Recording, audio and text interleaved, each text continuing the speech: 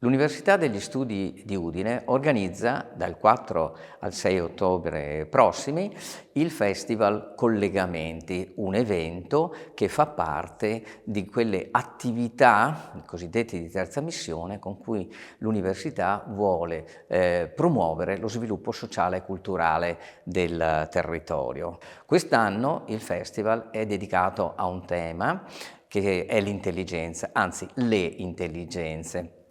Quello che vogliamo è che i nostri ricercatori, una folta schiera di ricercatori, si metta a confronto con i cittadini di ogni età, proprio per parlare dell'intelligenza, che può essere quella umana, quella animale, delle piante o dei microrganismi e naturalmente le intelligenze artificiali. La cosa interessante inoltre è che quest'anno la location non sarà solo universitaria, ma tenderà ad pervadere tutta la città, occupando luoghi che sono solitamente riservati alla vita cittadina. Quello che è molto importante è anche la possibilità di interagire con tutti i nostri ricercatori, perché la ricerca sarà proposta dal vivo. Oltre ai nostri ricercatori saranno presenti anche personaggi della divulgazione della scienza che vengono da altri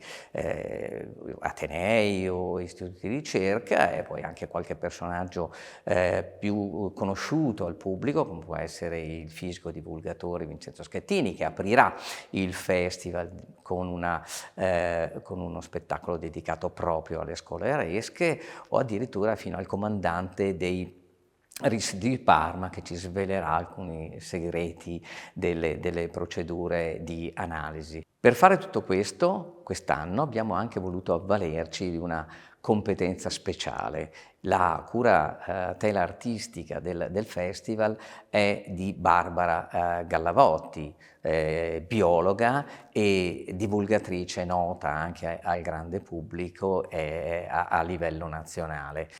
Quindi vi aspettiamo dal 4 al 6 di ottobre, ovunque vi piacerà, perché la città sarà trasformata in una città della conoscenza e dell'intelligenza almeno per 3 giorni.